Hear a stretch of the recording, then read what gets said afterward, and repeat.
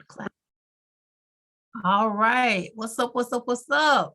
It is 7:06, and I am Sonja Jones with GIP Financials, your Mr. Miyagi of Money, and welcome to Save My Small Business. So thank you for all those who are joining live, and those of you who are getting the replay. Thank you again for your support.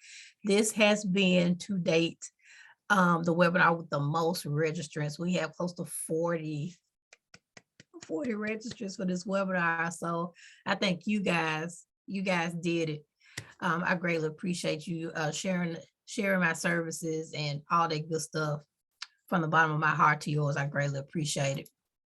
And so as I am talking, I see people are still coming in. Thank y'all so much for coming on in. And so what I'm going to do, I'm going to share my screen, and I think I fixed the chat. So I had it at first where everybody was commenting to me directly. So I think I shared that and changed that setting. So you guys can not only communicate with each other, with you, if there's, as we're talking throughout the webinar and there's one-on-one stuff going on, feel free to directly inbox somebody if you have the answer to a specific question someone may have. If you're just coming in, go ahead and put your business information in the chat. So just give you an opportunity to network, put your contact information in, website, all that good stuff. All right, so I'm going to share my screen, and you guys just let me know in the chat if you can see it. So hold on for un momento, because I got to check and make sure that I've got my speaker notes on there. So like I said before, there's never a dull moment with me trying to do this.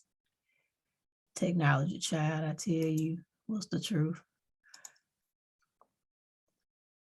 All right, so I got that part down.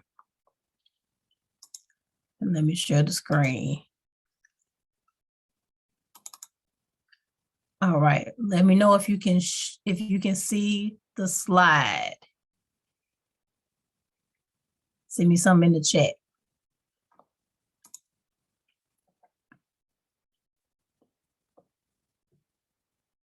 You see yes, yes, and no, yes. Do y'all see my presenter cube? You see my notes? Lord have mercy, y'all supposed to see the baby notes. Hold on, I gotta stop the share. I told you it was gonna be a comedy show today. I did not tell you. Hold on. What about now? There we go. Thank you, Shakita. Boy, I tell you. All right, I got something for you. So hold on, I'm gonna do this so I can have my notes. Shoot. I'm gonna put it on my phone. How about that? Don't laugh at me. Don't laugh. All right, get my presenter notes here. 1 second.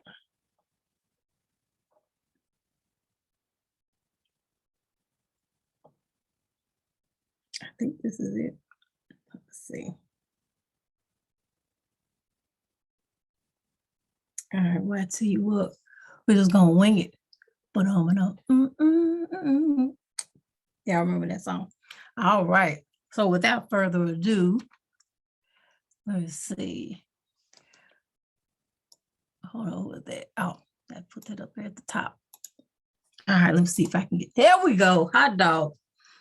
All right, so welcome again to Save My Small Business. And so we're gonna talk a little bit about who you're here to see, GIP Financial. So what we do here at GIP Financials, we empower CEOs to prioritize their numbers and position their businesses for profit through online financial coaching. That's basically what we do. And the GIP is an acronym for, you guessed it, get in position. So it makes sense, right? Our client base is basically CEOs, whether you're a for-profit or nonprofit business, we are here to help you. You would be amazed at how many CEOs are out of touch with the numbers of the company. And what we're here to do is to debunk that myth altogether. All right. And so Team GIP right now is 2 people, myself and Diamond David. She's my apprentice and I love her to death. She's amazing. And so for those of you, especially my clients, if you don't see me, in QuickBooks, you'll definitely see Diamond helping with your transactions and all of that good stuff. All right. And so a little bit about me. I am an educator by trade. I'll probably say by purpose because I'm a lifelong teacher, and in and everything I do, I'm always assessing how people deliver instruction all the time without fail.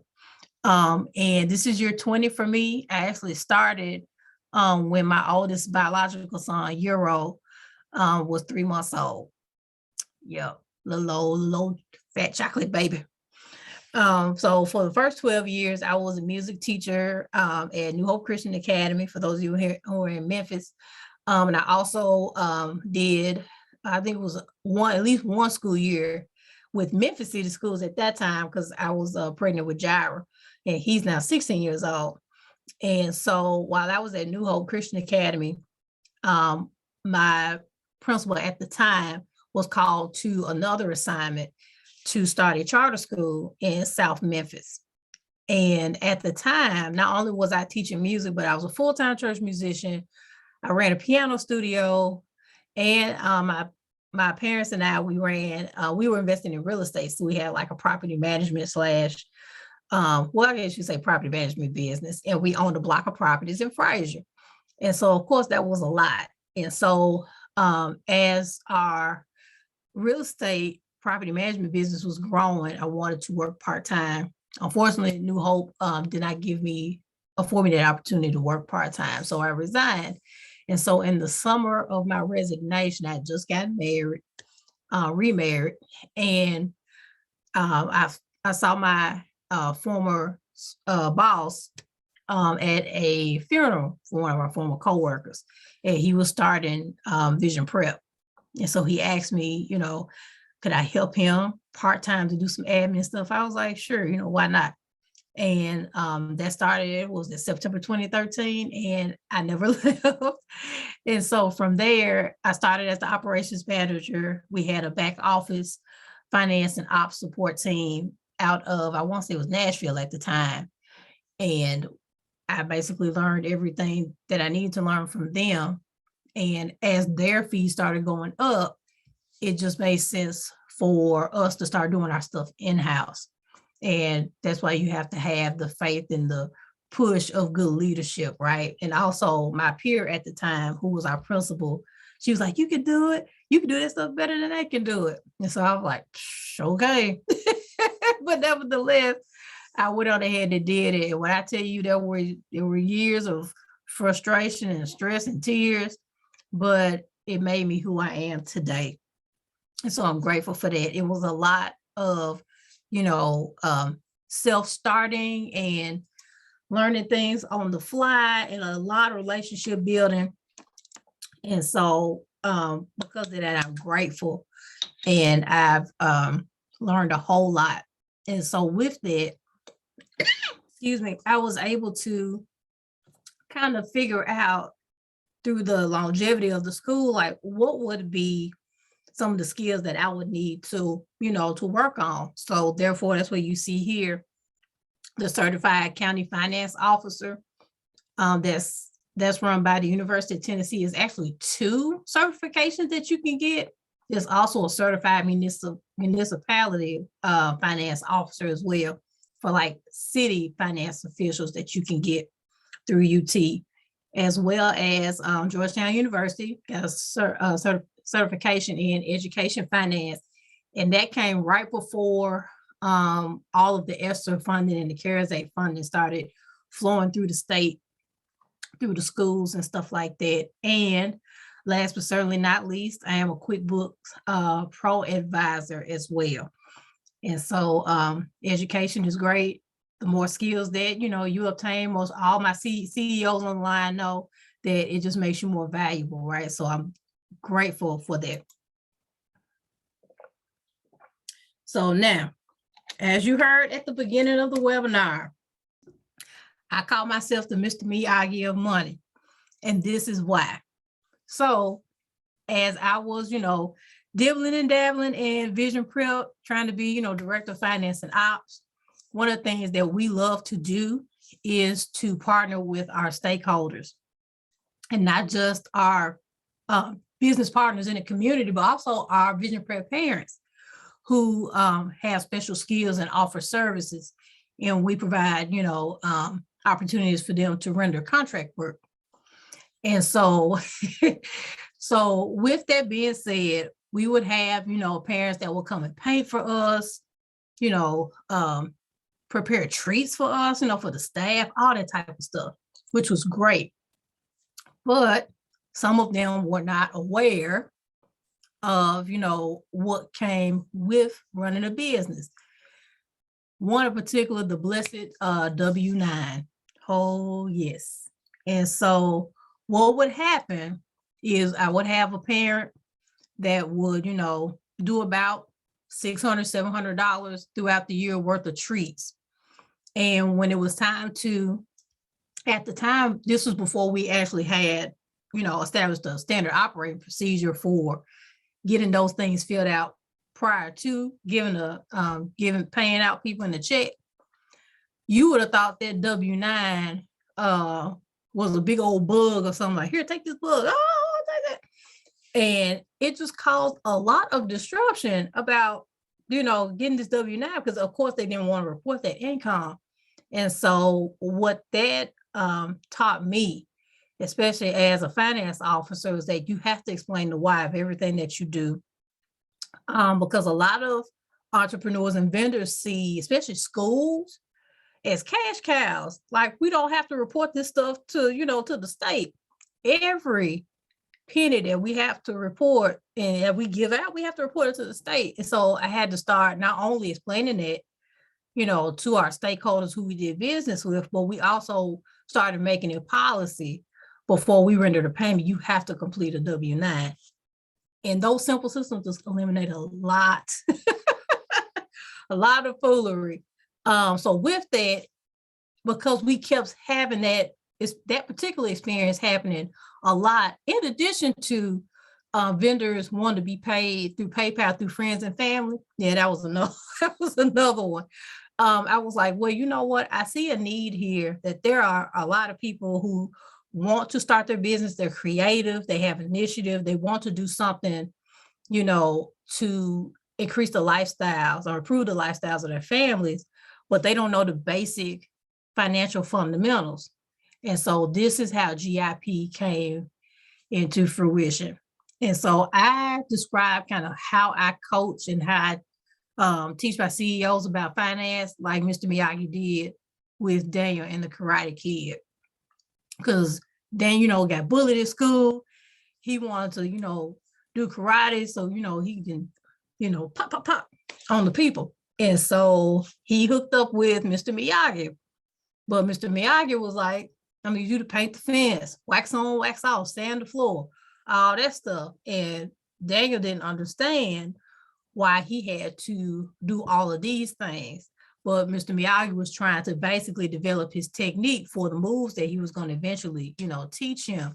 And so that's what I feel, that, knowing the proper entity for your business, having proper record keeping, all that good stuff, having proper standard operating procedures for your accounts payable and your accounts receivable. That's the wax on, wax off. That's the sand the floor, paint the fence. That's what those things are that will not only keep you in business, but to prepare you to elevate and grow your business as well. So that's that. And so last year was kind of like our first full year of operation, if I could say. And that was just kind of probably, I'll say, right, we started operation in March of 2020. Didn't know that the pandemic was going to get started. We clearly did not know all this money was going to start coming down the pipe. So with that being said, of course, the PPP and the EIDL were very, very big. It was new. It was chaotic. That's an understatement. It was just all over the place.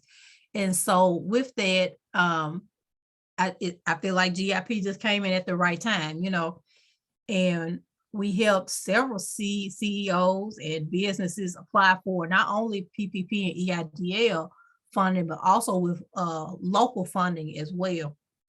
And so, although, somebody say small but mighty, right? So of the, I want to say our PPP loan forgiveness, I helped, I think seven CEOs apply for PPP funding. They all got the funding. 4 that actually came back and wanted me to help them with their loan forgiveness paperwork. They all got their loans forgiven. And as well as with the EIDL, of course, at that particular time when I was helping clients with EIDL, the targeted advance not say that the initial, like the $10,000 grants that they were giving out, like right at the beginning, those had already expired. So these were just the loans themselves. I helped a couple of CEOs get theirs and they got awarded. It was great. So that's the purpose of having great record keeping and knowing sound business finance fundamentals. So when those opportunities arise for you to get funding, then you won't have to try to go through your receipt box and, checking all in your purse and in your briefcase, in your backpack, trying to find all your receipts and stuff like that. Once you got everything in a system, then guess what? Everything is where it needs to be. You can print off your reports and boom, right? And that also shows whoever you're giving that paperwork to that you're for real about your business, right? And so the last thing for 2021 is that GIP Financials did receive their Minority Women Business Enterprise certification as well. So we're proud about that. All right. So here's the question of the night. So when it comes to your business, what are you afraid of? What are you afraid of?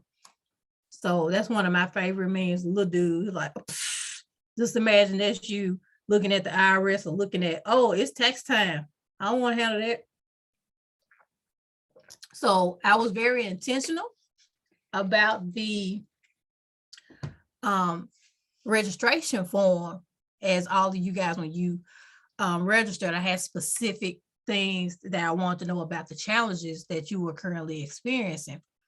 So here's the result of everybody's feedback. So they're ranked by the most responses on the registration form. So number 1, I'm not sure if my business is set up for maximum tax deductions. And luckily, we have been blessed with the official tax preparer of GIP Financials, Brother Michael Tunstall of G1 Business Group. He is here live and in full effect. So I want to make sure that he gets a chance to talk before we close out tonight, because we like Power Rangers, that whole thing. So we're going to talk about that. And that's also a reason why you need to make sure that you have good, healthy, sound financial practices. So we're going to talk about all of this. I need help organizing my financials for monthly profit tracking. Again, that's where the automation comes in. And the blessed number 3, my receipts are all over the place. And how can I organize them quickly? We're going to touch on all of these in one way, shape, or form tonight. Okay. So before we get started, I just wanted to dap all the CEOs up tonight, because I wanted to share with you some statistics about why small business is so important, especially in the United States. And as of right now, I think these statistics came out, I was like fall last year, if I'm not mistaken. So 30.2 million small businesses run the United States. We run it. Somebody say we run it. Somebody put that in the chat. We run it. Who run it? We run it. All right. And because of that, guess what? Not only are we out here making it happen, we're making it happen for other people. Small businesses employ 59 million people in the United States. That's mind blowing, right? Yeah, that's right. We run it. We run it and we make things happen. And then because of that, because we make things happen, right? We're always talking about team no sleep, grind and all that stuff like that. 19% of those small businesses, those owners work 60 plus hours per week. And that's why I made sure I put the number right there in parentheses. That's over 5 million CEOs that work over 60 hours per week. So tonight, this is the essence of why I'm doing this webinar, right? Our CEOs, including myself, we need to be working on our businesses, not in our businesses, right? So put a 1 in the chat if you do not want to be a part of the 19%. I don't want to be a part of 19%. I know you don't want to be a part of the 19%. So it's time to start working smarter, not harder, right? All right. So we will not become statistics. So we are going to position our businesses to thrive. That's right. Put a 1 in the chat because we're not doing this. We're not going to run ourselves to death. We're going to make our accounting software and all those platforms that we use, they're going to be our employees. Hallelujah. Right. Okay. So as we're going through the webinar tonight, this is the one question that I want you to be pondering in your mind over and over. As you see all these cute little bells and whistles, how can I implement this in my business? Some of you might want to implement all of them. Okay. Some of you might want just one of them might be the ultimate game changer for you. It's really up to you. But make sure that you have pencil and paper. I got my notepad here because I'm always doing something. But I want you to really, that's as I'm going through webinars and stuff like that, I'm always going to come away with at least one nugget, something that I can implement ASAP to make my business better. Okay. And of course, as we are going through these different features, feel free to put your questions and stuff in the chat. All right, so the benefits of proper record keeping. We always have to make sure that we do the why, right? That's part of me in ops and finance. I'm always going to want to make sure that people understand the why of what we do. So why proper record keeping? One, it protects your time. If your documents are accessible in one location, you can complete funding applications quickly, right? And we talked about that. You know, especially with banks and loan officers and stuff like that, when you respond to them quickly, that gives you street cred. Okay. Proper record keeping protects your money as well. It helps you. If you got a system in place, you know the customers that have overdue invoices. It keeps you from being taken advantage of by contractors. And it also reduces your risk of being audited. No doubt. And last but not least, it protects your vision. Knowing your business finances will always allow you to stay aligned with your goals. Most of you who have had consultations with me, I'm always going to ask you not just about your finances, but what's your goal for your business for 2022? What's the end game? Because my goal and part of my function as your financial coach, right? Not just don't think of me as just the accountant. I'm your financial coach. Is that I want to make sure that from the QuickBooks subscription that you get, from how we set up your chart of accounts, your reporting, all of that, we're going to make sure to, Diamond and I are going to make sure to tailor it to your goals. And also, if you partner with a Brotunstall for your tax preparation, guess what? I'm going to be communicating with him as well to make sure that whatever I send him for your taxes goes to him, and we're constantly in communication just to make sure that we stay mission aligned, right? All right, so tonight's class objectives, I told you I was a teacher, so you know you're gonna have some objectives. So by the end of this webinar, you will understand business finance basics, automated features and accounting software, because guess what? Everybody might not want to do QuickBooks. I get it, but I'm a QuickBooks chick. Just saying, sorry, not sorry.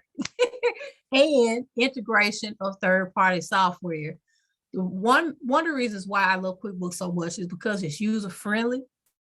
And like I was telling tell one of my clients today doing a QuickBooks setup, the way the Intuit brand is, you can tell they've got some people in education as far as developing their programs and stuff, because they have little bits for visual learners, audio learners, all of that. You'll see that, especially once you subscribe to QuickBooks, a lot of their tutorials, they got a help feature that's all text, they got videos, all that type of stuff. So that's one of the reasons why I love QuickBooks. Okay, so as we're going through the webinar today, I want you to never forget your why. When we're talking about money and business, sometimes we get so frustrated, we want to throw our hands up because I don't want to deal with the IRS, or I had a booming tax year in 2021 and now I owe like over $20,000 in taxes. Yeah, that's because you just did not know at the time what you needed to do. But never forget your why. Don't let those astronomical, setbacks keep you from doing what, you were called to do. So I just want to remind you of that. You are here for a reason. Somebody put in the chat, you still got it. You still got it, man. You got that thing. All right. All right. So let's talk about these business finance basics. So first things first is let's talk about your entity. Thank you, Shakina. Somebody put that, you got it. You still got it. All right. So when we're talking about business finance basics, we got to talk about our entity, right? And when you're setting up your business, here are the things that you have to have. One, you got to have an EIN, right? That's like your social security number for your business, regardless of what type of business it is. I would suggest that you have an EIN. And especially even if you have a sole proprietorship, you might start off freelancing and you can probably, start off with your personal social security number. But think about the long term if you want to scale, right? Even if you take that sole proprietorship, you want to do, an LLC or go up to an S corp or whatever, those your EIN is going to be important in that regard. Okay, so you always, especially as you grow, you want to separate your business from your personal, because that's when we start talking about liability and things like that. Okay.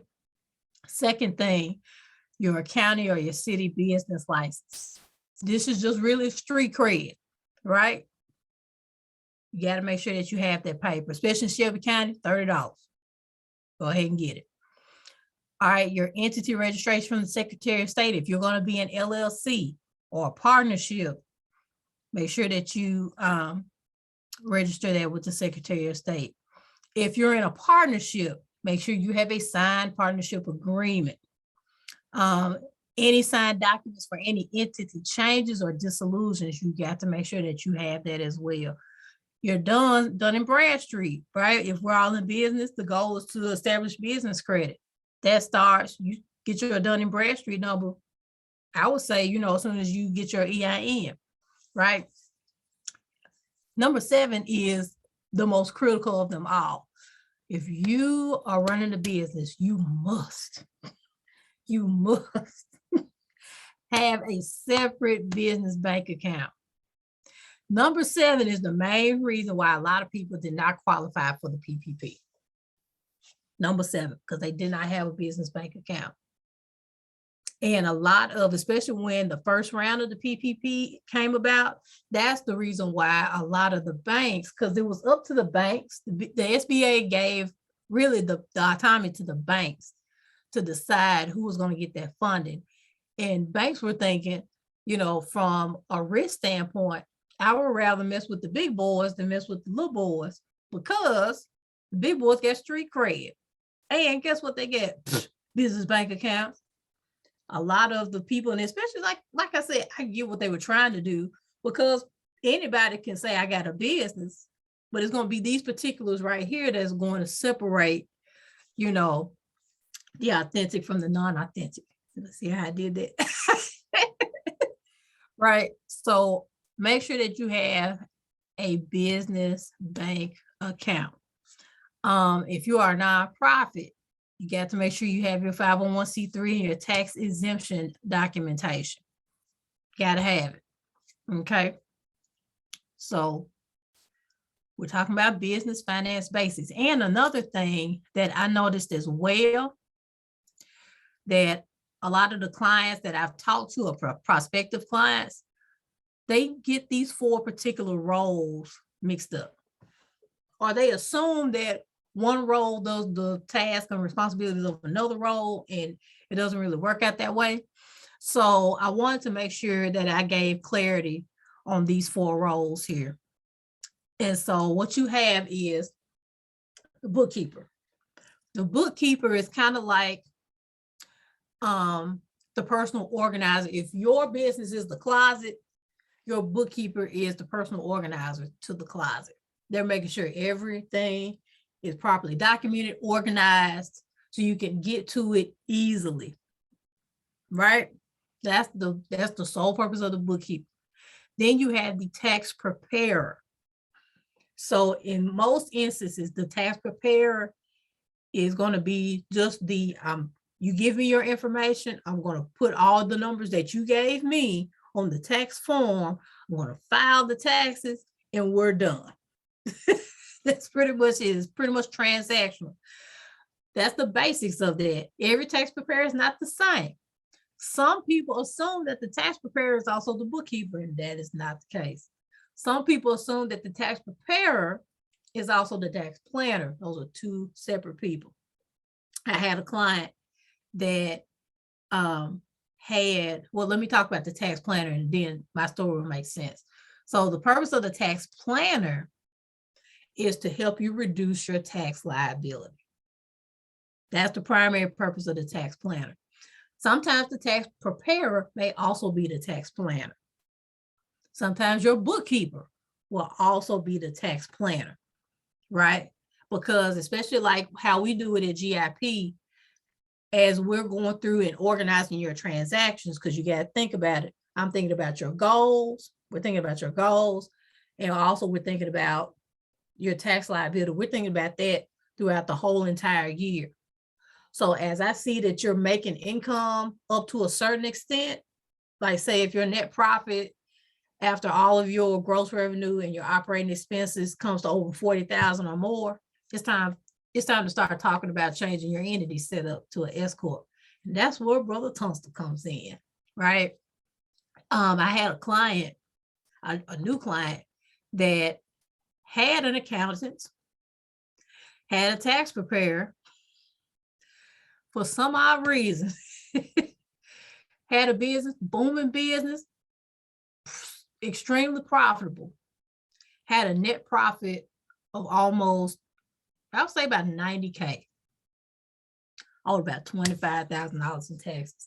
That should have never happened. I was just like, you had all these folks, and they didn't take care of your boy. What's going on? You know, that's the purpose of having good, solid, people on your team. Had that tax preparer been a tax planner, that shouldn't have happened. You see what I'm saying? So it's always good to make sure that you understand who does what. And last but certainly not least, you got the CPA. Now, in most cases, the CPA will do all of these things, or at least have people on their team to do, if not one or at least all of these things together. But as you can see, how I just broke all of those, like the primary functions of each down. You can't go in assuming that a tax preparer is going to also be your CPA. You'll be surprised at how many people that assume tax preparers are CPAs. And that's not the case at all. And so my biggest tip for you is to ask questions. If any of these 4 roles can't handle your questions, they are not the person for you. Because when it comes to you and your money, this is a matter of relationship and trust, right? Let me see, I'm gonna check my participants on here. I think I saw, thought I saw Nick on here, but my personal financial planner, Nick Smith, is on here. I think I want to say I saw his name on here, but anyway, and he is my financial planner, not necessarily my tax planner. However, there's a relationship there to where it's very much like the doctor. If you don't disclose what's going on with you, the doctor can only see and, do so much and diagnose you based off of, just lab work and stuff like that. You got to be at full disclosure. And you can't do that unless there's, a developed relationship where there's trust involved, right? So in addition to your entity, you got to understand the 4 roles: the bookkeeper, the tax preparer, the tax planner, and the CPA. Okay. And when we're talking about business finance basics, we're talking about accounting software as well. There are a whole lot of different platforms out there. So to be fair, I wanted to make sure that I at least gave you guidance as you're shopping for accounting software. Because like I said, I'm going to dig deep in QuickBooks tonight.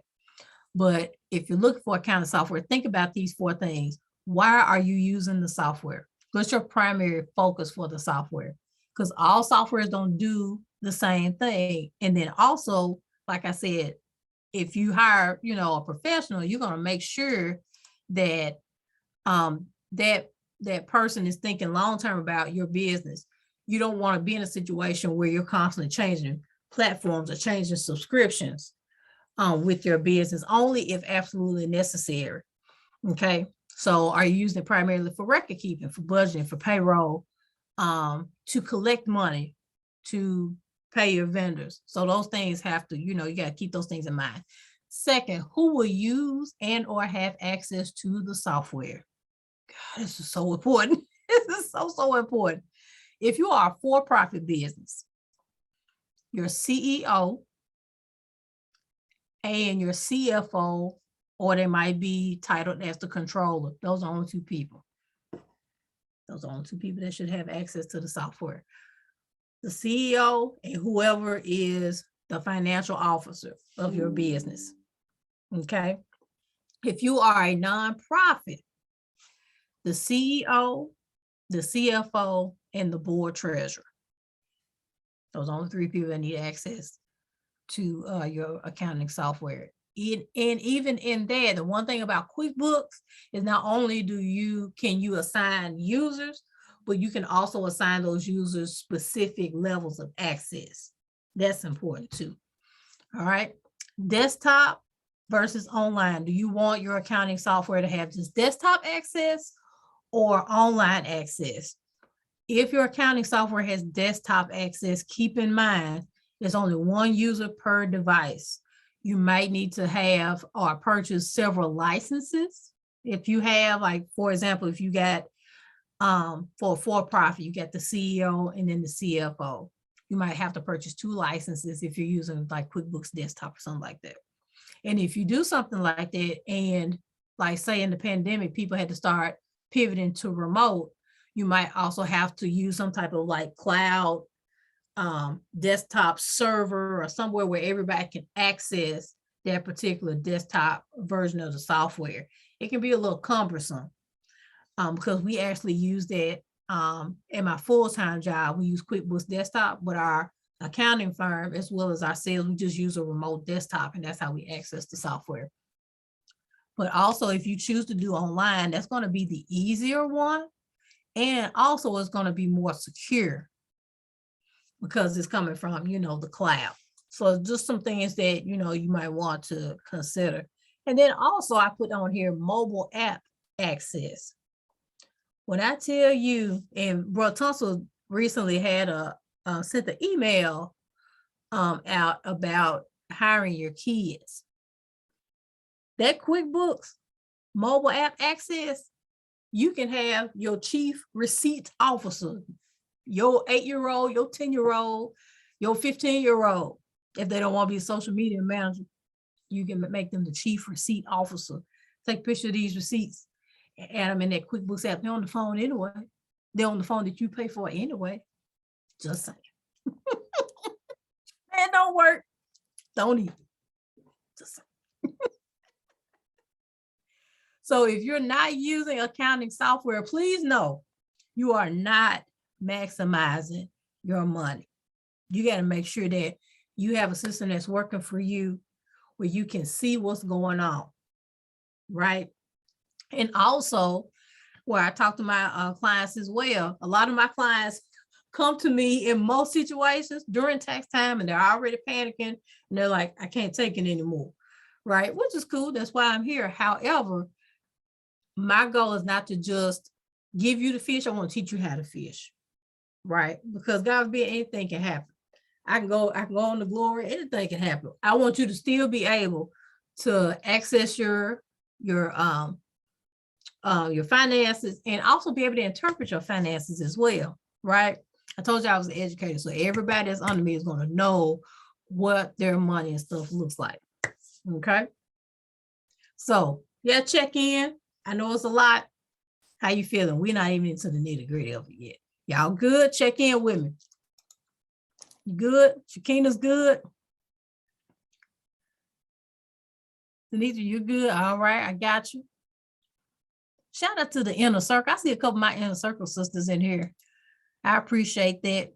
I see you, bro Thompson. Shout out to my BNI. I just recently joined BNI, and I'm excited about that. So I greatly appreciate my BNI cohorts in here. I really appreciate that. Whoop, whoop. Shout out to BNI. I see you. Make me feel good. All right. So this is what we're going to go through in QuickBooks. We're going to talk about the bank fees. These are going to be the chief things that you can automate in QuickBooks. Bank fees, invoicing. We're going to talk about estimates and contracts, reports, and apps.com. I did a video on President's Day on apps.com, and there's one particular bill payment software that we're going to hopefully we have a chance to look at. It's called Emilio. And so what I'm going to do, I'm going to stop the share here. And then, well, let me see. Let me try this, see if I can. Let me see. I'm not going to be able to do that. I'm going to have to pop out. And then I'm going to.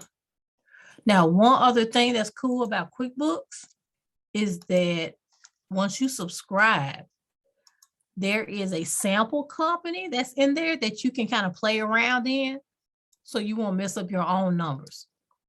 That was for free. And so that's what I'm going to use tonight as we're going through the automation. So let me pull up the sample company. I think I pulled it up too early and it timed out on me. All right, here we go. All right, so I'm gonna share the screen. You guys let me know. You should get it's, I guess it was kind of like riding a bike, right? Just, it's all right. Just one pedal at a time. One pedal at a time. All right. Let me know in the chat if you can see the screen. Right, you can see, I see one yep. Can I get two yes? I'm gonna sip on my water right here. All right, good. Good. All right, so first things first. Shout out to Craig. This is Craig's Design and Landscaping Service, right? This might be Craig from Friday. I don't know. Just say I don't know. But Craig has landscaping service. And so when we first get into QuickBooks, just to kind of give you a scope of how we onboarded GIP, I'm going to walk you through some subscriptions. You got several subscription choices, right? And it's going to be based on what features that you need now, but also some features that you feel like you might need going forward. So as you first go into QuickBooks, this is what it's going to look like. You'll have this, what we call like a little sitemap, if you will, and then you also will have these same functions and features on the left-hand side. Okay, so I'm going to go to banking first. And as you can see here, once you go into a new feature in QuickBooks, I told you that they cater to, all learners, so you can get a quick video overview of how to connect your bank account, or you can take a guided tour. Okay, so for the sake of this, I'm just going to kind of just show you what you can do. So with Craig, he's got a checking account, he got a savings account, and he's got a credit card. Craig got it going on. All right. So if you can see right here, his checking account is the one that's currently highlighted. That's down here at the bottom. All the transactions that you see right here are reflecting Craig's checking account. You see this orange 25? That shows how many transactions are actually in review. So once QuickBooks pulls your bank account information, it's going to pull some transactions based off of the description from the banking, transaction. And it's also like, oh, I think it might be office supplies. I think it might be advertising. I think it might be meals. And so they're going to guess the category down here. And you see the action right here on the far right. If QuickBooks guessed the proper category, then you're going to click add. And then that review is going to go from 24, and it's going to go here into this categorized section right there. Okay. As you can also see that Craig got some money. And what he did for this transaction, this 103.55, there were some matching records found as far as payments are concerned, just so you can kind of see what the different things that QuickBooks does. Is very smart in trying to figure out, like, say, if you prepared invoices. Once you prepare those invoices and say that you've enabled QuickBooks online payments. So say if you prepared an invoice for your client and you send it by email, once they get the email, they might have a little hyperlink, in a green box that says, pay this invoice online. Once they pay the invoice online, not only will you get notification in your email, but it will also, the payment will go through your bank account, and then QuickBooks will say, hey, that 103.55 looks familiar. I'm going to search through the invoices to see if it matches that. And so that's part of that automation as well. So let's take it back. How do we connect the bank account? It's fairly simple. So if you go here to link account, you have several options. You can upload the transactions from a file, kind of like exporting. You can do it in QuickBooks format. You can do it in Quicken format, text format, Excel format, all of those things if you need to do that. And also you can manage the connection as well. Because Craig already has his bank account set up, well, it should, his account should be right here. I'm gonna go back. All right, Craig. So we're gonna click on linked account.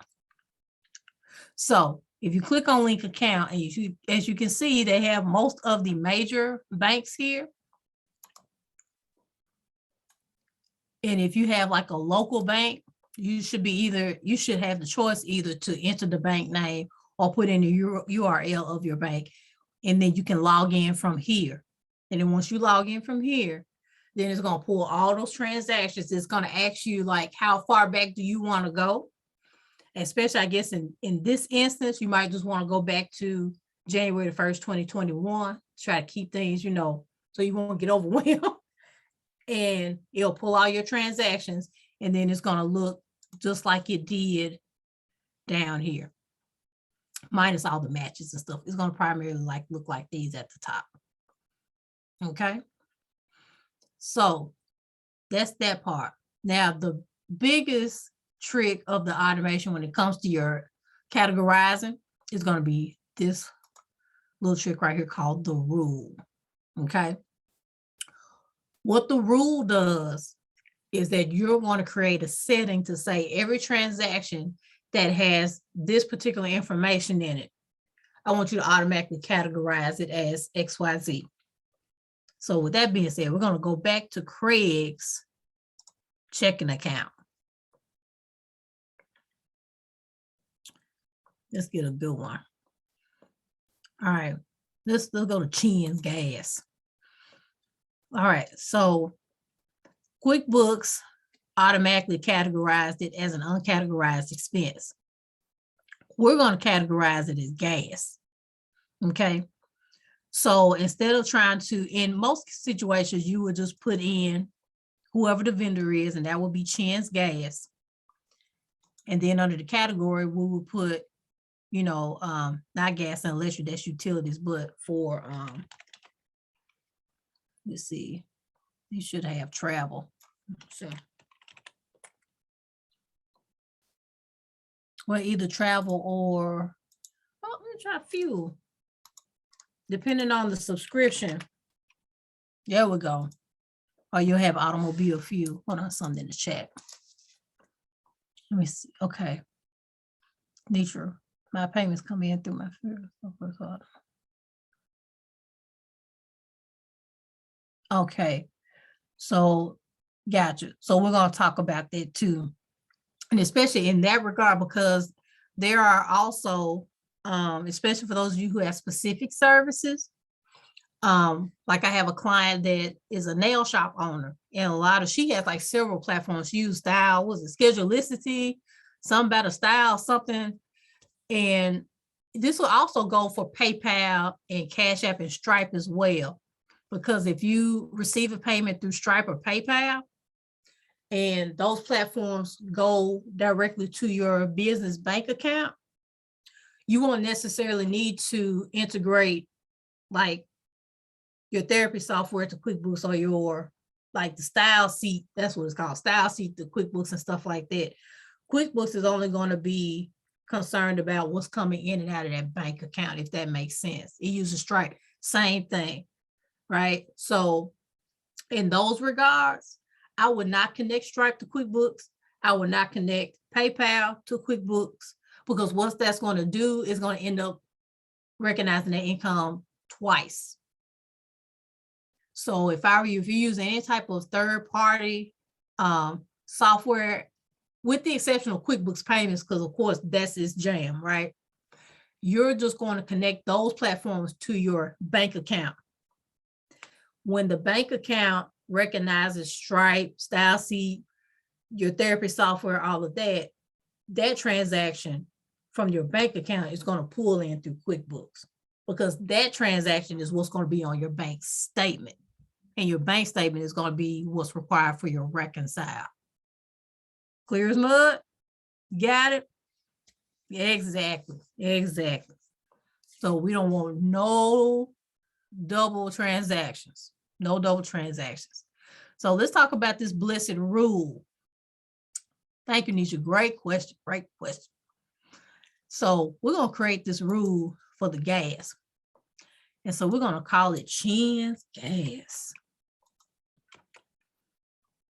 I'm going to take that apostrophe out. All right, so this is going to be money out. This is an expense. And in most cases, I don't like to do anything like super, super off the chain. So we're going to make things simple. So I just copy and paste whatever's in the description right here. Okay. And it's going to be an expense. The automobile category for fuel is there. And for the payee, this is going to be another critical part as well. Every transaction that comes through QuickBooks, whether it's an expense, money coming out, or a customer of money coming in, you need to have an assigned name right here. And so for this one, we're going to put what Chen's already in here. So we're going to put in Chen right there. And then we're going to hit save. It's automatically going to add it. And then once we hit save, then anytime that Craig goes through Chen's Gas, guess what? It's going to automatically be categorized. So I'll click rules here and see Chen's Gas is already categorized as a rule. Now, there was one other thing that I wanted to show you. Let me go back to Chen's Gas. And this is also what makes it a game changer as well. So say, for example, if you had a loan, right? And in the loan payment, say you got $500 in your loan payment. Or matter of fact, I'm going to use the amount that was, hold on, somebody else is coming in. I'm going to use it as a percentage. So if Chen's Gas was like Chen's loans, hypothetically speaking, and it's an expense, I'm going to change, since we're talking about loans, I'm going to split the charge, because that loan amount, a portion of it is going to be, your principal, and another portion is going to be your interest, right? So you can either split it by percentage or by dollar amount. So in this case, since it's Brother Chen, I'm going to probably do 98% as the, see if I can see if they got it. I'm gonna have to add the category line. So in this case, we're gonna do a liability. We can do, we'll just do a liability. Well, that's one called a credit card. All right, loan payable. And then we're gonna say principal, loan 1, right? We're gonna save and close. And then the 2% will be under the, see if they get interest, they get interest earned. We're gonna do interest paid. All right, so other current liabilities. Make sure I see the interest. We'll do on the current liabilities. Say interest paid, loan 1, save and close. So you see how I did that? You can do that as well. And then just hit save. So every time that loan payment comes in, it'll separate the principal and the interest as well. Game changer, huh? That's pretty dope. Okay, so I just wanted to show you that as far as the rule is concerned. So that rule is going to be a game changer. You can set all your transactions that way. Like I said, it's going to save you a whole lot of time. Now, the only other thing I will say, when it comes to like those vendors that are kind of like catch-alls, like Walmart's, Amazon's, Targets, and stuff like that, 9 times out of 10, unless like say if you use in Amazon a particular seller and in the description is pretty much the same, you can make sure you can capture it that way. And I will just put Amazon and whatever the vendor is, and just make sure that the description contains whatever that's in that memo in the transaction. So I'll show you one. See if they got an Amazon or something kind of close to it. Let's see if they got an Amazon. They probably won't have an Amazon. Nah, they don't have an Amazon. Let me try another one.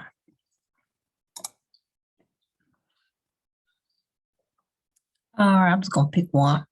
All right, Books by Bessie, you're gonna be Amazon today. All right, and see, it may have something here from the bank that might have whatever that is. So what you'll do, you'll copy that, create the rule. This will be Amazon. Books by Bessie. And then in that condition, not only would I keep whatever's in here, but I will also add what was in the memo, because that's going to be in the description too. Right. Okay. So that is that. Okay, so the more specific you are, especially like I said, with those catch-all vendors, Walmart, Amazon, Target, those types of places, the more specific you are, the better you'll be. Okay. So any questions about categorizing your transactions? Y'all, please stop me if you need me to slow down, because I know it's a lot. I know it's a lot. Okay. I'm watching the chat. I'm gonna take a sip. And again, for those who just came in, make sure that you put your business information in so we can know who you are. We can network and all that good stuff. Let's see who's on here. Oh, I see, because my coworkers on here. See, Mr. Warren. Woo! What's going on, dude? All right. Hello, Miss Newkirk. How are you? Thank you for coming on and joining us.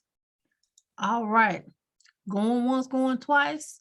All right. Hey, Robin. Is he on my list? Child. Woo, woo. I know that's right. It's my Ric Flair. My Ric Flair buddy at school. So, Connie, you know I got your back. I got you. Yeah, and like I said, this is very much like, riding a bike. You just gotta, you're gonna fall a couple times, you gotta get back on that thing. Right. So that's how we do the bank fees. It's really, really simple. So let's talk about invoicing, shall we? So we're gonna go into sales and invoices. So I told you about Craig. Oh, Craig, Lord have mercy, Craig. Look how Craig got money missing everywhere. I tell you what's the truth. What is that? We got to get on Craig. Look at all the overdue invoices. So what you can definitely do for brother, we're going to help. Can we help Bro Craig right quick? This is what we're going to do for Bro Craig. You can create recurring invoices. So let's take a look at Shara Barnett Design. She owed Craig $274.50. So we're going to assume that this is probably a monthly charge, right? So to keep this from happening, what we're going to do, we're going to go here at the gear. I'm going to go to recurring transactions. So as you can see, Bro Craig trying to keep them bills paid. You see, Bro Craig, I see you, Bro Craig. Craig got going on, but we need to get this money in so he can send the money out. Okay, so we're going to click on new, and then we're going to select the transaction type as invoice. All right, and so we don't have any templates right now. We're not worried about that. We're just trying to get paid, right? Amen. So we're going to scroll down to Shara Barnett Design. We got her email address in here. And so if he's doing landscaping for Barnett Design, we're going to set this up for the first day of every month. Right. And we're going to start this March the 1st. It's going to be right on time. We got a couple of days. And we're not going to put an end date because she's going to be a lifelong client.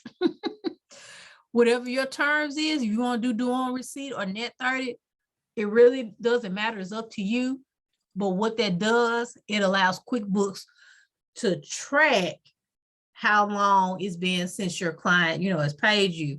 So it looks like Craig, well, I didn't check before, but we're going to assume most companies do a net 30. So from the time of this invoice, once it's created, it's going to automatically email Ms. Barnett the invoice on March the 1st. And then it's going to let Craig know as he goes through his invoices or sales category, how long it's been or how much time is left before that invoice becomes officially overdue. Okay. And we're going to click here, automatically send emails, because that's going to be important. So that's the whole reason we're doing this, right?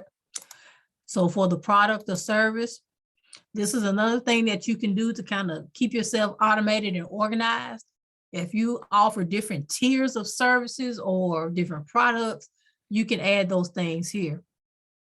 So we're going to do some, we'll do some weekly gardening services.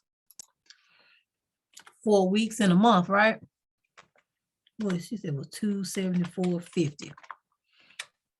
I hope I got that right. And so with that,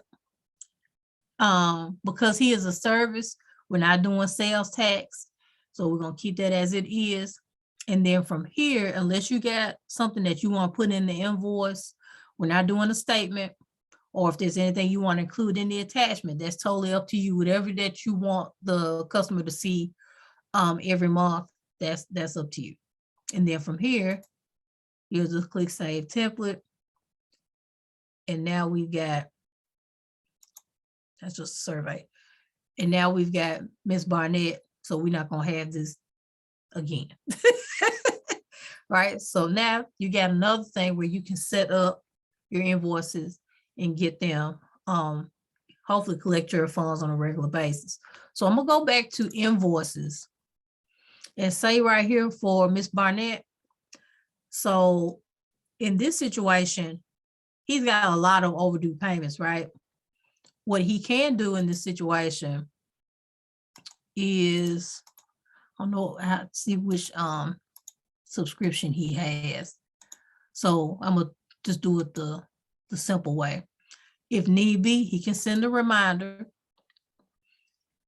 Everything is already by default, unless he wants to customize it, and then just send it out.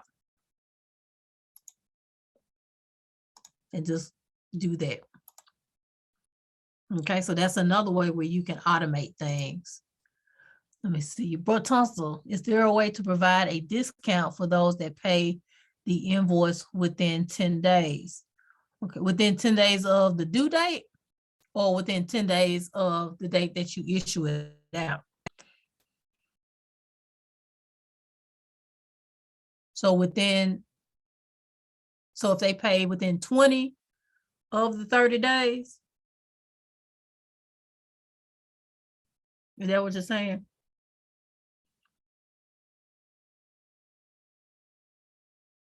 Okay, let me see here. Let us go back and see if we can fix this to Barnett's. I believe there is a way that you can do that, because I want to say I did see that. So, yeah. Now, the only thing with this, I just want to see if there's a condition that goes with that. Say if it has a discount percent.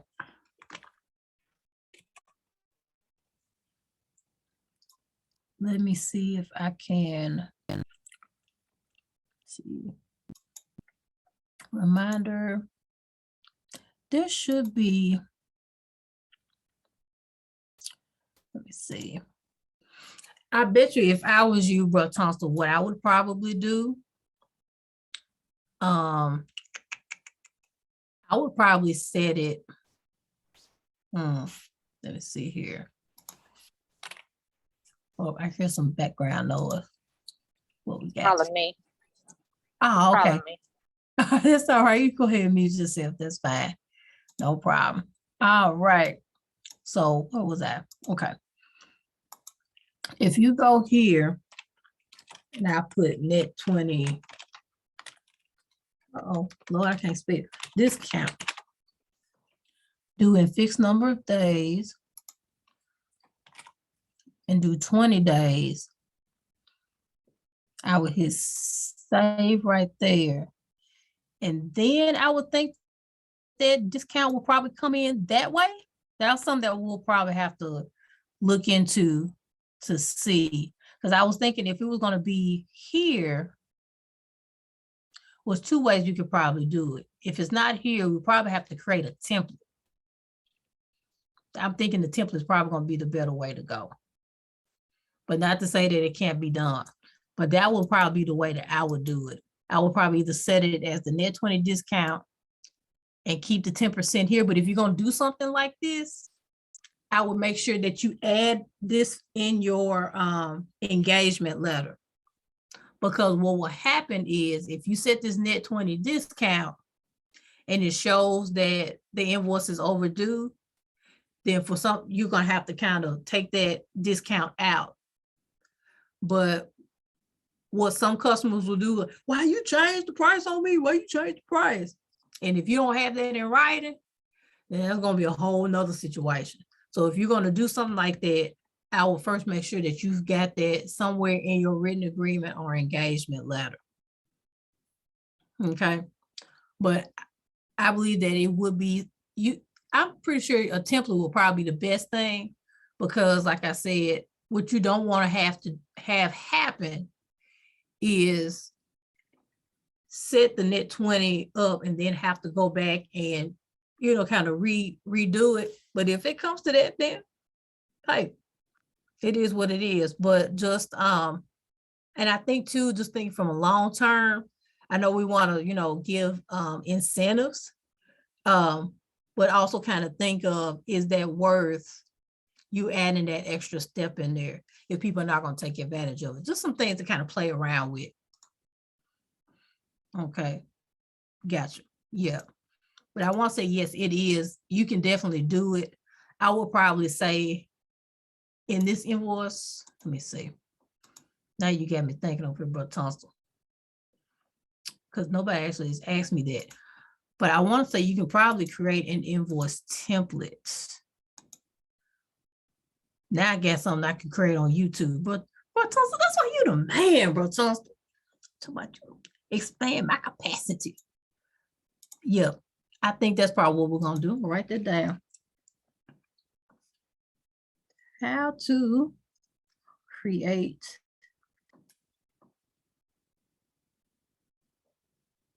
payment incentive invoices, prepaid discounts, basically. And see, that's why CEOs have to hang around each other. That's what I'm talking. Come on, bro, I got to give you flowers.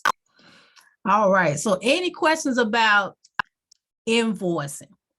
Any questions about invoicing? Because that's pretty much what you can do. And then for the products and services, like I said, if you want to go ahead and itemize everything, you can do that here as well.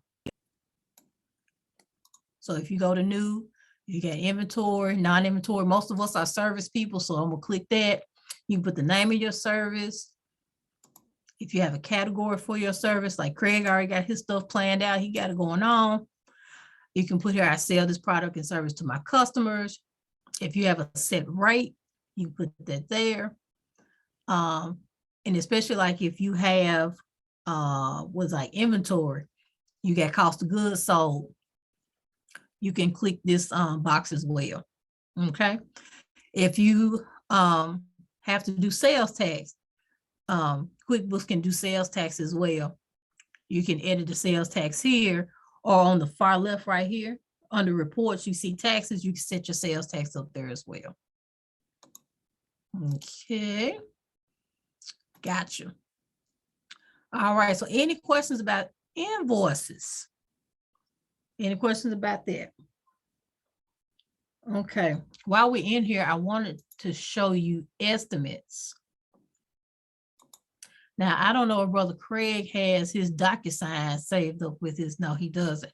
But you can also send estimates just like you can invoices. Excuse me, y'all. Same thing. But if you have Docusign, I'll show you in the apps where you can integrate Docusign. You see down here where it says save and send. If you have Docusign set up in your QuickBooks, it'll say save and send through Docusign. You click right there, and then it'll open up Docusign with the estimate. And what it'll do down here at the bottom, you can assign like, the little yellow signature box and the date that the client or the prospective client is going to sign. You can do that there. And you can also upload your engagement letters and stuff like that. So that's one of the things I love about QuickBooks. All right. I'm checking the chat. Y'all good? I'm checking the check. All right. So let's talk about, I'm going to speed through reports right quick. And through reports, like I said, the big three reports that most CEOs need to be aware of. So can I hear you? I don't know. But yeah, the three you need to be aware of: your balance sheet, your profit and loss, and your cash flow statement. Okay. You see up here at the top right here, they have some favorites.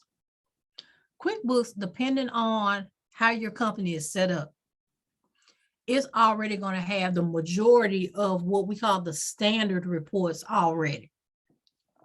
So the balance sheet is already set up as a favorite.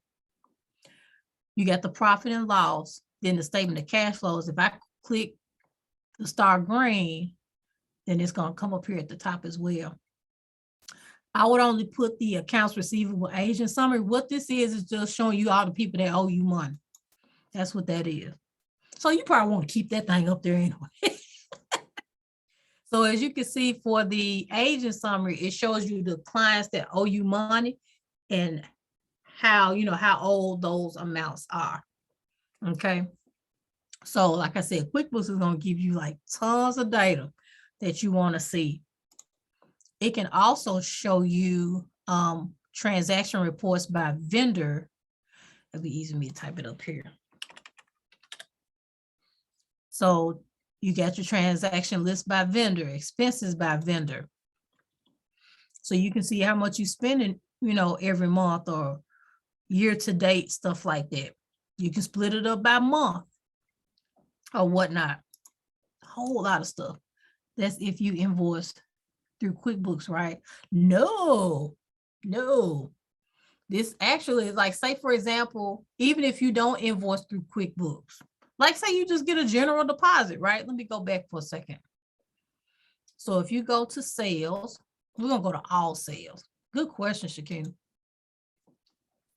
So say if you get cash or you get a check and not so much an invoice, what you'll do is do what we call a sales receipt. And say Craig got $50 from Bill. Bill was like, man, this dog came in here and dug up this hole in front of my shop. Can you put some dirt back here and make it look real nice? And Craig like, I do it for the 50. I do it for the 50, So he's gonna, give him a little deal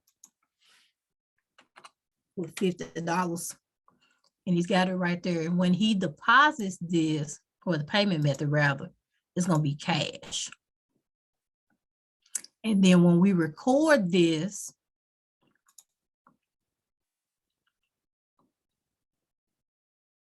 because he's going to give Bill a receipt. Yeah. Got it. So what will happen is when you go back to reports and you go through, not the accounts receivable per se, but with the, say, profit and loss. Or you can also, matter of fact, you can see it here, but you can also see it, let me go back on the customer report. Income by customer. And then that $50, there you go. That should be it. Click on that. Yeah, there you go. That cash receipt right there. So yeah, you can record all your sales, even if it's not in the invoice. It'll report everybody. So I hope that answered the question. I know we were talking about vendors, but you can do that through QuickBooks for your customers as well. Okay. All right. So let me go back to vendor. So say, for example, if all of us have monthly subscriptions, let's use Zoom, for example. We love you, Zoom. If you're out here listening, we still love you, but I'm gonna use you as an example. So you might be paying like $12 a month for your Zoom. Then all of a sudden, is charging you $100, right? It's like, where in the world is $100 coming from? You can go back to QuickBooks and do the expense by vendor, right? Say, if this was Zoom, you can click on the total. You can adjust the dates if you need to, and you can get an itemized listing of all the transactions from right there. So when you talk to Zoom, you already be ready and you got time for them. See, I noticed in this, and this, I see I was paying this amount, but now I'm paying this amount. What's going on? Gotcha. So like I said, this is chock full of data for anything that you want to take care of as far as automation is concerned. So this is just for free. So if you notice like this accounting method between cash and accrual, when we're talking about cash accounting, I call that like real-time accounting. This is primarily for your income. So say, for example, if you render a service and you get the money that day, you perform the service that day, you get the money that day, it's going to record in QuickBooks that you got that money on that particular day.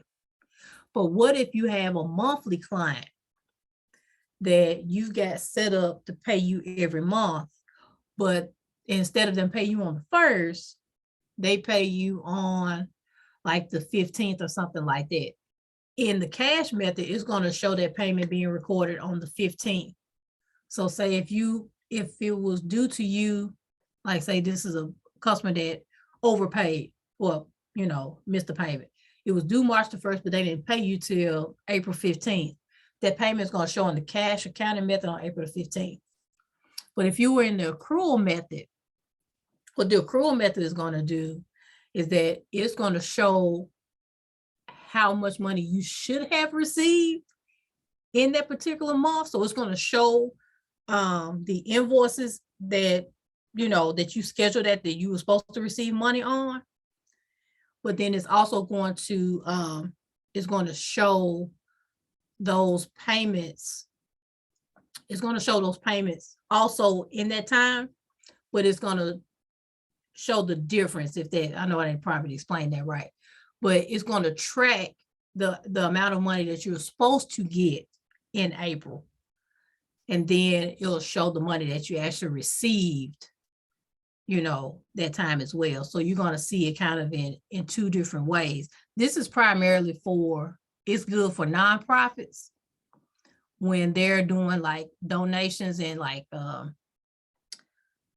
pledges, funds and stuff like that, because it's going to show them kind of like when those pledges were supposed to come in versus when the funds for those pledges were actually received by the organization. I think that's probably the better way to describe it, but that's the difference between cash and accrual. But Tonsil, if you got a clearer way to describe that, you can minister to the people in the comments. So just so if you don't understand the difference between cash and accrual. All right. So we talked about reports. Now let's get down to the nitty gritty, these apps. So in the apps, this is where the integration comes in. There are so many different ways that you can integrate software platforms through QuickBooks. Now, in the video that I showed you guys, I went through apps.com and I'll put it in the chat. It's www.apps.com. And it should have been also, I sent an email to all the attendees with the YouTube video with that as well. So if you didn't get that, make sure you get that, the website that I put in the chat. So what you can do here is you can check the different categories of the software. So we talked about Docusign, right? And to be honest, I like the setup of the website better because it has things already kind of set out for you. And they have better breakdowns of categories. And if you notice here, most of all your apps are going to have videos and how they're going to connect Hi, with this is QuickBooks. Jason from the QuickBooks team. The Docusign e-signature connector lets you connect Docusign to QuickBooks Online Advanced so you can create an estimate in QuickBooks, send it to Docusign, and track the status from either app at the same time without any extra work. We'll go over how to link QuickBooks Online Advanced to Docusign, send estimates to clients, and then track their signatures with the Docusign connector by QuickBooks. To start, select Apps. Then look for the Docusign e-signature connector by QuickBooks app. Select Get App Now. You'll need to give permission to Docusign and QuickBooks to share product and transact. I want to fast forward a little bit. All right, here we go. Here's all the good stuff. And manage estimates for customers. Select New and then Estimate. Enter the customer's name and other information like an email address. Then fill out the estimate like you normally would, using all your regular products and services.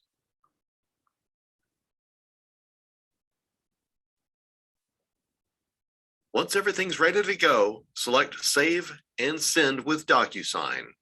QuickBooks sends the estimate to Docusign, and from here you can edit and approve it before sending it to your customer. All right, so I'm gonna pause it right here. Get them off there. All right, so as you can see, this is what I was talking about. But if you can look up, let me see if I can. Can I pump it up? I can't pump it up. So if you can see in that blue box at the top where it says under Actions, if you already have templates in Docusign, like for your engagement letters and contracts, you can add those to the estimate. And then right here on the left-hand side, where it has all your yellow boxes where you can drag and drop the signatures and stuff, those will, you can add those in there too. So you can do everything in one. You can do that like, man, less than 3 minutes. Super easy. And you can do this on your phone. Super boss. Yes, it's very, very helpful. Okay, so I wanted to show you that, but most of your apps are going to have that as well, those explanations, because like I said, that's just how Intuit is. This is very, very, very, very user-friendly. And like I said, you can just go through and browse the categories here. If you want to track inventory, you want to track time. Also, it does, even though it has payroll, QuickBooks has its own payroll, it understands that everybody does not like QuickBooks Payroll. So you can use Gusto. I know Gusto is very popular right now. And I want to say word on the street, it might be cheaper than QuickBooks Payroll, but you didn't hear that from me. Run Powered by ADP is another one. There was another, I think it's called Simple. Oh, Sure Payroll. That's it. That's another one that I noticed that a couple of my clients like over QuickBooks Payroll. So there's different ways that you can track your stuff in QuickBooks. So especially like for payroll, what will happen, and this is like kind of talking about what Nitra was talking about when we're talking about third-party software. The only thing that's going to happen with payroll, when you start putting people on payroll, your bank account is going to have 3 transactions. One for the direct deposit, which are the wages that'll be paid out for your employees, your payroll taxes, and then whatever processing fees that are coming out for the payroll vendor. All those transactions are going to come from either QuickBooks or whatever your payroll vendor is to your bank account. So just remember that your bank account is the be all end all. All that information in your bank account should be coming to QuickBooks. Not everything from Stripe, not everything from PayPal, all that. Track all those things to your primary business bank account, and then let that stuff come down to QuickBooks to avoid all confusion. Got it? All right. So that is pretty much all of the, oh, I forgot to show you Emilio. Well, y'all don't let y'all know show Emilio. Now, Emilio, if you're going to do bill pay, And I'll say this too. I know for me, most of all of my expenses come through automatic payment through the vendor anyway. Most people will probably won't need to use Melio, but there are some vendors out there that don't take online payments. So you might have to do what we call like an invoice batch. And so that's the blessing in Melio, because what Melio will also do, especially if you have finance people, you can give your finance person access to prepare all the invoice batches for payment, but they can't process the payment unless you give them the approval to do so. So it's also giving you another level of checks and balances for that. I think that's pretty cool. So if you need something like that, check out Melio if you don't pay, all your folks directly. So there you go with that. All right. So those were the primary apps that I was going to show you. Do you have any questions about the apps, the reports?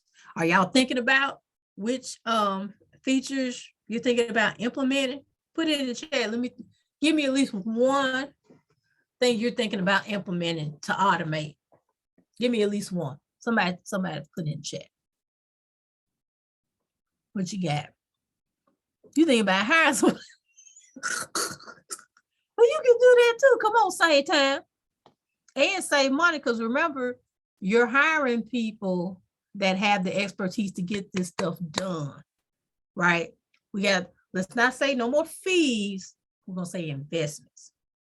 Investments. You're investing in a teammate, right? You're not paying fees to somebody to do your stuff. You're investing in a teammate. Okay. You like the invoicing and inventory? Yes. Checking out different payroll apps and Docusign. Docusign saved my whole life, I tell you. And also, this is not so much with QuickBooks, but also with scheduling consultations and stuff. I use Appointlet, and then I use Appointlet and connect it with Zoom. So whenever we do, Zoom consultations, it'll automatically set it up, and it'll put my appointment in my calendar. Ooh, I think I'm over here running things. Don't play with it. Tell you, Docusign is the lick. And if you got an appointment scheduler, get you one that integrates with your whatever calendar you use. I use Google Calendar for all my stuff. So yeah, it is the lick. All right, so we're gonna go back. Let me know if you can still see my screen. Can you see the QuickBooks? Oh, I know there's a God. Oh, Lord. I'll get to talking to them. I can't see the screen. All right. So everybody good? I know y'all good. So because I'm a teacher, this is your homework. Think about, most of you already thought about adding at least one automation. Like, don't overwhelm yourself. Like I said, this will be recorded. You'll have it forever, forever, ever, and ever, ever. But think about one thing that you want to implement immediately to your business to save you time and or money. Think about it, strategize, execute, run the play. Okay. And so with that being said, let me tell you how you can work with me. And if there was any way I could express my energy and how I work with my clients, this is the gift right here. They're like, I don't know what to do. I'm saying, this is what you need to do. You need to do this. You need to do. That's what I'm doing right there. All day long. That's what I'm doing. And so in my general services, we have bookkeeping services starting at $175. It's a monthly retainer. If you need QuickBooks, we got QuickBooks set up for $250. Thank you, Robin.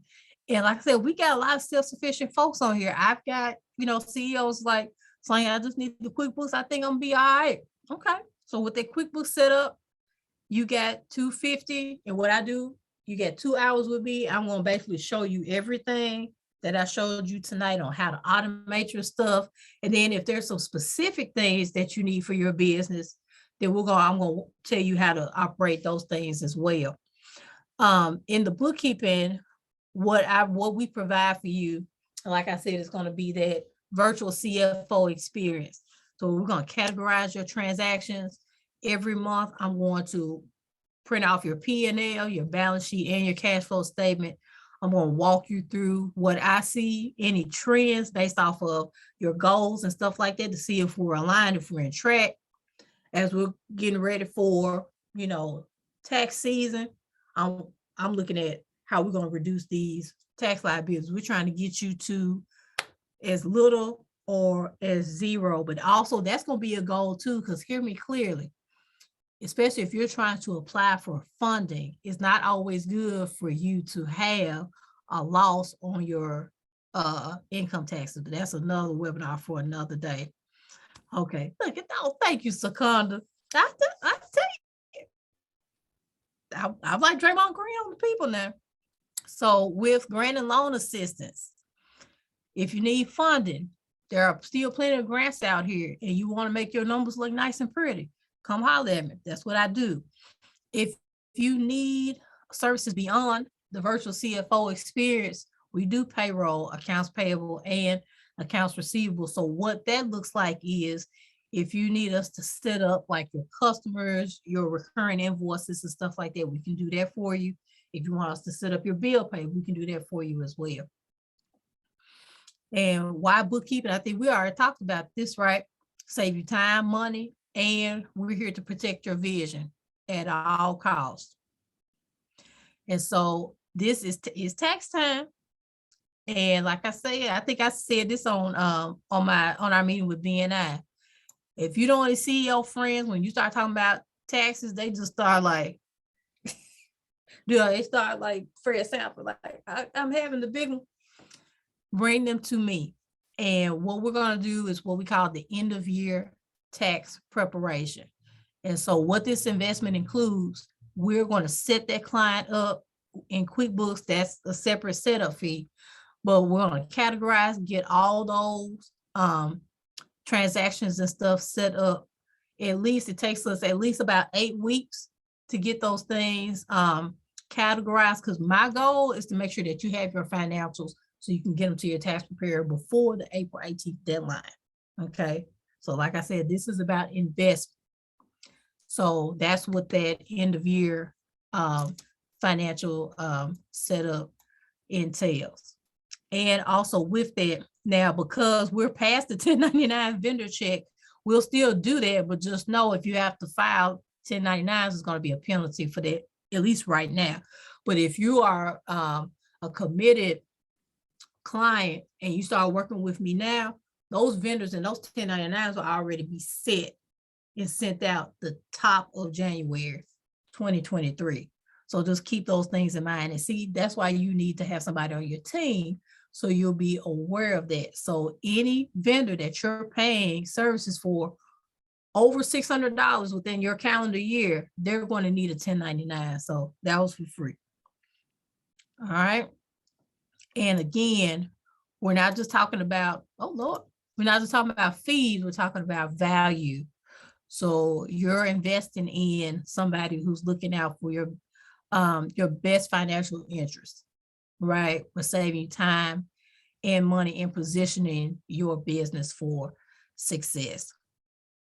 Okay, so think about if you got a box of receipts right now that's going on, think about what that's costing you every day that you're looking at this stuff like, Lord, I don't want to do this today. Think about what that's costing you. You don't need to have that bill, if you will, over your head. Make sure that you get some assistance with that. Okay. And so, there we go. And of course, like I said, I would be remiss if I did not have an opportunity for Brother Tunstall to come and share and speak a word. So Brother Tunstall, come and bless the people, if you will. Unmute yourself. Hey, ma'am, how are you? Can everybody hear me? Yes, sir. Okay, good. Well, listen, first of all, I just want to say, Sonja, you really knocked this presentation out of the park. So yeah, so that's why, I mean, that's how people grow. When you've got somebody that's willing to take the time out to teach, you know, so, and I appreciate that. This is definitely, I've learned some stuff tonight, so I'm gonna have to go home and really implement some stuff. But listen, I just wanted to jump on real quick. I am Michael Tunstall, G1 Business Group, Tax and Accounting, and my specialty is tax preparation, and not only tax preparation, but also I do the tax planning. So if you guys remember the list of 4 different people that deal with finances, the bookkeeper, tax preparer, tax planning, and CPA. So I am currently the tax preparer and as well as tax planning. So I'm also currently eligible to sit for the CPA exam. So those that know the value of prayer, you all pray for me. But definitely, yeah, that is, and my passion really is about for business owners, because so many business owners are paying way too much in taxes. So in the example that Sonja talked about, somebody that profited $90,000 and they got this huge tax bill, you know, so that shouldn't be. That shouldn't be, right? So I mean, because the tax code offers so many strategies and loopholes that many people do not take advantage of. And so, prime example, you know, you've got so that person that profited the $90,000, you know, he could have used maybe the Section 179 deduction, which is taking the full deducting the full purchase of a vehicle or whatever asset, you know. And so that's one opportunity. Or maybe, you know, they could have, you know, maybe they could take advantage of the home office deduction or the qualified business income deduction. So there's so many opportunities for tax for small business owners to trim their tax bill. And so, and that's what I'm really focused on, is that side of the tax, because everybody and their mama preparing taxes, but you need to hook up with somebody that, you know, that's going to look beyond that. And so, and that's why, you know, services such as Sonja are so important, because it's important that you know your numbers. And if you've got a relationship with somebody that that sees your numbers and can kind of help you look down the road, oh yeah, that's where you need to be. Because I don't think anybody gets into business just for the sake of, you know, we all want to be profitable, you know. So so you need to definitely get a team that's going to definitely look out for your best interest and make sure that you are profitable, or give you some guidance as to how you can manage, you know, all of those deductions. So I'm done. I'm done. So if anybody needs their taxes, you know, tax preparation, tax planning, that's my information there on the flyer. So thanks again. All right, thank you there, Bro Tunstall. Again, like I said, y'all, there's so many people out there, like Bro Tunstall said, that are doing taxes. And I know many of you have seen, it's at least once a year that we see somebody gets on there called Andy Wise, because they can't get their refund, and the folks are gonna shut the doors down and put paper on the windows you can't see in there and stuff like that. So we got to get beyond the mindset of I just want somebody to file these taxes so I can get all this money back. It's way beyond that right now. We got to start thinking ahead and start planning strategically about how much money we're saving. It's people, like I was talking to somebody earlier today. Matter of fact, my massage therapist. I was talking to her and she asked me a question about, she just had, you know, a W-2. And she's like, do I need to, you know, go to somebody and file my taxes if you just have a W-2? I was like, no, you do TurboTax, especially depending on how much income you're reporting, you can probably get it done for free. That's what we're talking about.